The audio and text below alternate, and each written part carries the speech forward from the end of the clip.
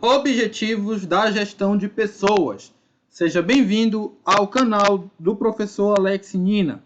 O primeiro objetivo é proporcionar a competitividade à organização. Isso significa saber empregar as habilidades e capacidades da força de trabalho. Então, você gerir pessoas é você também saber empregar bem um funcionário, dependendo das habilidades e capacidades dele. Se você, por exemplo, tem um funcionário com grande capacidade e coloca ele para trabalho rotineiro, repetitivo, essa pessoa pode ficar desmotivada. E isso é ruim. A mesma coisa se você tem um profissional com poucas habilidades ou algum conhecimento mais intelectual e você coloca ele para uma atividade muito complexa, esse funcionário não vai saber lidar com a tarefa, ou não alcançar os resultados, ele vai ficar desmotivado. Então você tem que saber conciliar quais são as habilidades e capacidades de funcionários com o que tem que fazer na empresa. Isso vai desde o processo de contratar funcionário também, até o processo de treinar, enfim, e de motivar, tá? De desenvolver funcionários, entre outras coisas. Vamos lá. O B, proporcionar à organização empregados bem treinados e bem motivados. Então, a gestão de pessoas se preocupa com o treinamento e com a motivação. Tem que dar reconhecimento e não apenas dinheiro, porque lá nos princípios da administração científica de Taylor, né, no início do século XX, na época da Revolução Industrial, você tinha essa ideia de que o que movia os funcionários de uma empresa era o dinheiro. Quanto mais dinheiro receber, mais motivadas ela ficava. Essa ideia, claro que ela é importante, não dá para dizer que o dinheiro não é importante, mas não é só isso. Não é só isso que acontece. Você tem que dar reconhecimento em termos de elogio, em termos de oferecer uma boa infraestrutura de trabalho, em termos de respeito. Tudo isso é mais importante. Quer ver uma coisa? Se fala muito que no Brasil o professor ganha pouco, é desvalorizado. E aí, você vai nos estados onde o salário do professor é maior e você não tem tanto, cientificamente, uma melhora na qualidade do ensino. Porque o que falta não é só um salário melhor. Muitas vezes falta uma infraestrutura, um reconhecimento, uma atração, entre outras coisas, até para atrair mais pessoas para essa profissão de professor, tá? Não estou falando de ensino básico, por exemplo. Então, isso é muito claro. Tá? Então, não é apenas o dinheiro, o reconhecimento é o que constitui o elemento básico da motivação humana. Aumentar a satisfação dos empregados no trabalho. Para que sejam produtivos, o empregado deve sentir-se bem. Que o trabalho é adequado às suas capacidades. Deve sentir que o trabalho é adequado às suas capacidades. Estão sendo tratados equitativamente. Isso que eu falei anteriormente, tá? Você tem que ter sempre um paralelo entre a atividade e a capacidade dos empregados. A gestão de pessoas também tem o objetivo de desenvolver e manter a qualidade de vida no trabalho. Qualidade de vida no trabalho é um tema que vem ganhando muito destaque, porque ele se preocupa com questões que não é só relacionada ainda, questões mais genéricas, tá? Questões mais universais. É um conceito que se refere a aspecto da experiência do trabalho, como estilo de gerência, liberdade, autonomia na tomada de decisões, um ambiente de trabalho agradável, segurança no emprego, horas adequadas, tarefas significativas, aqueles encontros que você tem, né, de final de ano, entre outras coisas, tudo entra. Tá? Um happy hour que acontece, às vezes é o aniversário de um funcionário, a empresa comemora.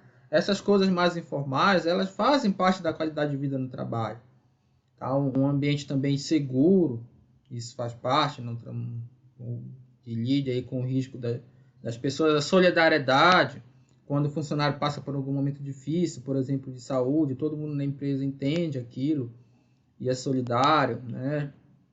Então, isso tudo está incluso. E administrar a mudança. Saber lidar com a mudança, pois as mudanças, né, se multiplicam exponencialmente, cujas soluções impõem novas estratégias, programas, procedimentos e soluções.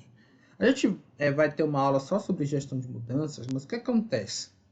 As empresas elas precisam estar mudando constantemente, porque o ambiente externo, tecnologia, entre outras coisas, estão sempre mantendo o mercado dinâmico. Só que nós, como seres humanos, temos uma certa tendência a ser acomodados. Tá? A gente, conforme a nossa idade passa, também a gente fica mais acomodado. Isso é um grande dilema para as empresas. Como é que você vai fazer com que seus funcionários não sejam acomodados? Ou seja, sempre tem um incentivo à mudança de pensamento, paradigma. Isso você tem que fazer de forma planejada, através da administração. Tá? Então, isso também é papel da gestão de pessoas, planejar a mudança na empresa, porque para uma empresa se manter, ela sempre tem que estar mudando. Tá? E as pessoas podem ter certa resistência à mudança. Isso você tem que saber lidar. Aqui, é o Way, né?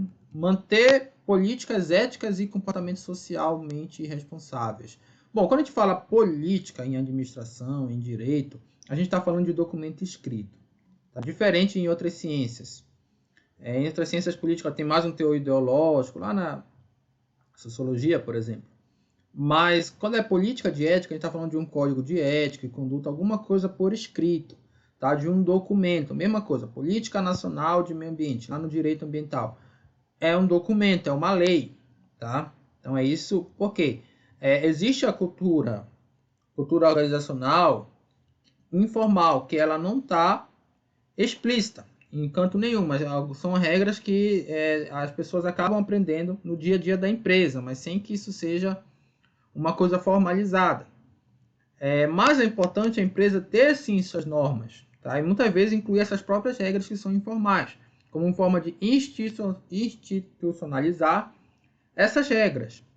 Então a política de ética a política ética em geral é uma coisa que tem que sempre estar atualizando também, de acordo com a própria mudança de conceito da sociedade, tá? Coisas que eram aceitáveis no passado, hoje já não são mais aceitáveis. Por exemplo, piadas de cunho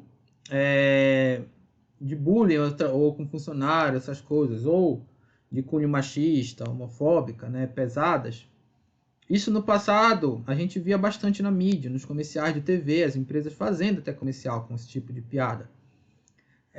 E hoje já não é mais aceito, a sociedade mudou. A ideia é que a sociedade mude para melhor.